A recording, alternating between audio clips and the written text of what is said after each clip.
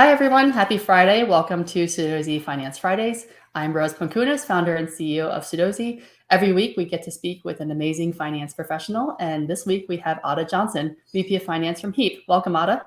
Welcome. Thank you for having me. I'm excited for this. Of course. One of the things that I found super exciting about your career was that you actually started off in retail in a commission role earlier on. Let's chat about that quickly and talk about how you've been able to transition from that to FP&A, and then we'll definitely spend a few minutes on Heap and your lecturing at Haas as well. Yeah, no, it's great.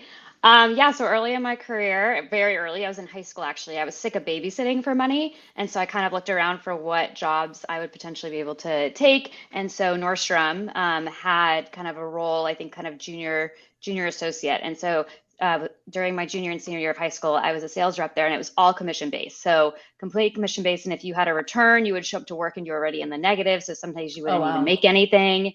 So I think it really taught me grit and how to be creative.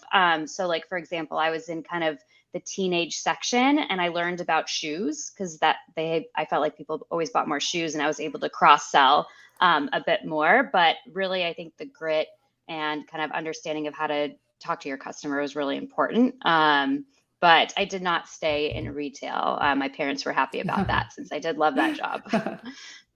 Yeah. I don't know of any finance positions that are commissioned, but maybe we can work that into the model somewhere in the future.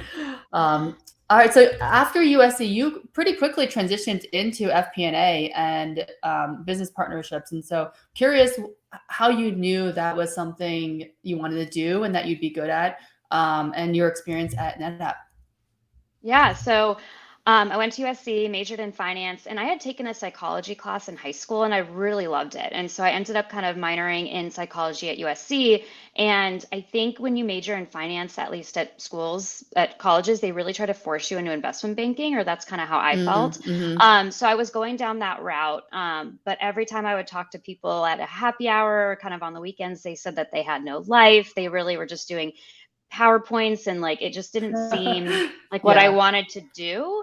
And so I started talking to people that were in different finance careers. And so I think corporate FP&A kind of started coming up a lot and you got to work a lot more with people, understand the business. And, I obviously liked psychology and working with people. And so I thought it was a better fit. So I found my job at NetApp through a high school friend, actually, because I wanted to come back to the Bay Area and be in tech. And they had like a new college grad program. So I was able to change roles every year. And so while I was there, I started supporting a VP of engineering at the time, learned a lot about product. Product managers did pricing there. We did a lot of acquisitions, like small tech tuck-in acquisitions that I worked on. And so I ended up in the M&A and special projects section. So kind of like the CFO's just special team to look into things. So for example, we were put on a project to what would our P&L look like if we went to SaaS? Because at the time, right, this is like 12 years ago, SaaS wasn't as big. And so what would that look like? Or I was doing a lot of competitive analysis because we wanted to see what our competitors are doing when their 10Ks came out. So reading a lot of transcripts there. So lots of interesting projects while I was at NetApp. Yeah, that's super fascinating. I think you shortcut a lot of the decisions a lot of people go through in investment banking and then come back into an operating role for a lot of similar reasons. So you were able to sort of accelerate that path a bit. Yeah. I was lucky though, because I think you learn a lot. You learn a lot of Excel, I think, and a lot of tips and tricks. And so at my internship at Apple, my manager was a former investment banker. And so he did teach me, I'd say, a lot of the Excel and a lot of the modeling skills. So I was lucky that I had that. I do think you learn a lot about modeling from investment when you're in investment banking. Yeah. And so towards the end of your time at NetApp, what signals and I guess parts of your job made you realize, hey, maybe it's time for me to take another role or do something different in different company?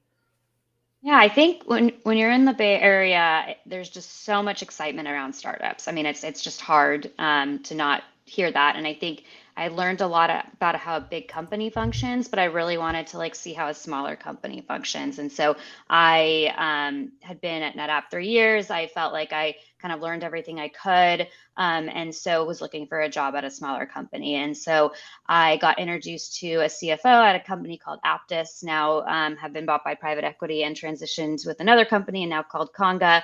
And I was brought on as the first FP&A hire when they were about 300 employees. So pretty late to bring in FP&A Yeah. CFO, but company has a really interesting background, and they were bootstrapped for 7 years. And so they started building out really the operational and kind of scaling 7 years into it when they were already 300 employees. Yeah. I think a lot of folks are actually, a lot of finance folks are going through that experience being the first sort of real FP&A or first real finance hire in a company that's 100, 200, sometimes even 300 people being run by founders and ops and engineers. I'm curious if you thinking back on that experience, what worked well and didn't. And you have an established cycle and 300 people, right? But you definitely probably needed to up level some finance things. So what was, how did you thread the needle there? I would say there wasn't a lot. I think the product was so good and people wanted to buy it that they were lucky that they didn't have that it still worked. So Yeah. I had to take over the financial model from the CEO. So I got to work really closely with him, understand how he thinks of the business, but and he was not a financial person at all. So really had to understand what he was thinking and then being able to kind of build it out. And as Yeah. well as having budgets for budget owners, it was very at that time, when you're in a small company, it could just be the exec team or a couple people in a room Yep. modeling. And it's how do you scale that a bit more and get more feedback from others to be able to kind of then tell the CEO, tell the CFO what needs to be done, what people are forecasting, what struggles they're having, and how they should be modeling their business. So I think, getting a lot of feedback from different people really helped early on there, and really learning the business and being able to kind of build a model almost from scratch at the time. Yeah. I think then also validating all the numbers. At that time, the business was already probably like 40 million in ARR, and it was all in spreadsheets. And so again, just validating Yeah. that, looking at contracts, and making sure that we can use the data we had to continue to grow. And I think I think it was fun. It was exciting, and it was a good time because right after you raise a round, you're not struggling. You can like spend the time to really like build those processes, meet the people, and not feel like you're in crunch time for something. Yeah. Absolutely. Interesting to hear that you had to go and validate the contracts. Probably a bunch of PDFs open on your screen, making sure that the numbers tied out to the Excel model, and just cleaning up and making that more robust overall. Yeah. All right, let's talk about Heap. So you joined Heap a few years ago, early days, probably first or one of the first few finance hires. Would love to hear your decision making and going to that role, and then we have a lot more to talk about at Heap as well. Yeah, so I spent 3 years at Aptus and saw it grow tremendously, did multiple rounds of fundraising, and wanted to take the learnings I had and be on an exec team. So, I started my career big company and then ended up going going Mm-hmm. small. Mm-hmm. So again, started looking at even smaller companies, and he I think reached out to me, about 40 people. To your point, they had no finance. I think they had outsourced accounting. They kind of had an outsourced CFO that was helping with things like 409A. They also had just raised a series round, so they were looking for someone to come build infrastructure, rebuild the model, not feel pressure to have to like do something really quickly, like really build for scale. And I think that really resonated with me. I didn't want to join a job where there was just like I couldn't build and do things right. And I wanted to make sure I Yeah. could do that going somewhere. And I think the product analytics space is really interesting. And the way that Heap is able to kind of auto track everything, and then we're able to provide insights. And now we're seeing being able to go in and, you can answer questions you didn't even have the questions for. And so that Mm-hmm. really resonated with me. And I think the last reason I joined was just the team, just really smart people, really wanted to do what was right for the business. When I joined, sales reps were doing the billing, right? Like that's not their job, but like we needed to get cash in and someone needed to do it. And so I felt that everyone was kind of there to do what was best for Yeah. the business. And that was really exciting. And so, yeah, it was a great time to join. As a side note, what tools were your sales rep using to actually do the invoicing and billing of the customers? Oh, it's bill.com. Okay. Which Oh, that's they're like more of fascinating. Yeah. Bill.com's an AP tool. So it was it was a very kind of very simple solution. Yeah, yeah, that makes sense. So you actually also pursued your MBA while you were at Heap. I know a number of folks I've spoken with are thinking through, hey, do I take time off to do my MBA? What, something I want to invest in. How did you think about that? And what was that experience like also working? Yeah, so I started, I think, at Heap in like April, and I started my MBA program in September. So it was very closely aligned. I did the part-time program at Berkeley, which I'll definitely give a plug to. It's the best part-time program, I believe, and it's because it's the exact same as the full-time. So that was really important to me, was that if I was Mm-hmm. going to do part-time, it was the exact same. I had all my electives were with full-time students, same professors and everything. I think you need if for MBA, you really need to think about why you're doing it. I was business undergrad, and so it wasn't really for me to switch careers. I knew I wanted to stay in this career.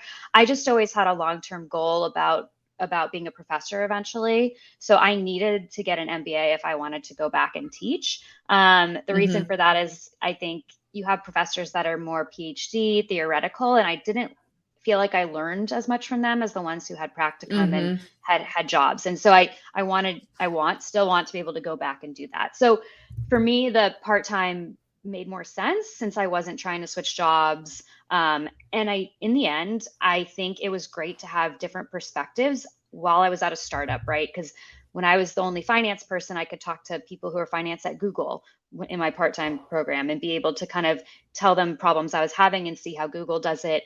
We were thinking about our pricing, and I was in a pricing class. And so really being able to use what I was learning right away Mm-hmm. because I was at a startup. And so that worked really well. It was a lot of work. I will, it's a lot of work, but I think it was worth it. And I think the right decision for me. But yeah, for anyone who wants to get their MBA, really got to think about the why behind it. And then you can kind of figure out what program makes the most sense for you. Makes sense. And so now you've graduated through COVID and everything. Congratulations. You are Mm. also a lecturer there, I believe, for some of Yeah. their courses. I think Yeah. again, because I wanted to pursue this, I did a lot of networking with professors versus maybe networking with people like alumni. So while I was there as a teaching assistant for a venture capital class, as well as intro to finance, and then continued those relationships. And so I was recently a lecturer for kind of, forget the title of it, but it was how to use data and present it to convince Mm-hmm. people. And so, I think that people are more analytical, or they're better at presentations. How can you like use data to convince people? And so teaching PowerPoint skills, but also things like Tableau, and how do you make dashboards Yep. that someone might be looking at weekly. That's very different than telling a story in a PowerPoint. So how do you think of those two things? So yeah, I hope to continue doing that.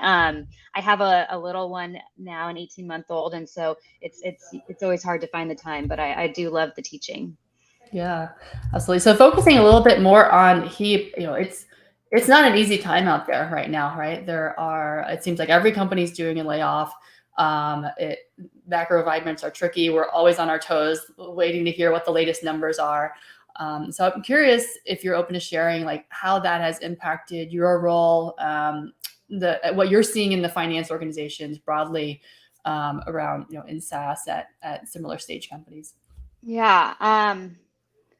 I mean, I think we've seen that like top line is everything. And so I feel like my role has always been like, how can we hit our number quicker? Do we Mm-hmm. invest more in enterprise or commercial? What does our expansion look like? And so really focusing on top line, like getting our forecasting process in place and everything. I think with everything going on now, it's more focus on the bottom line, and also holding budget owners a little more accountable.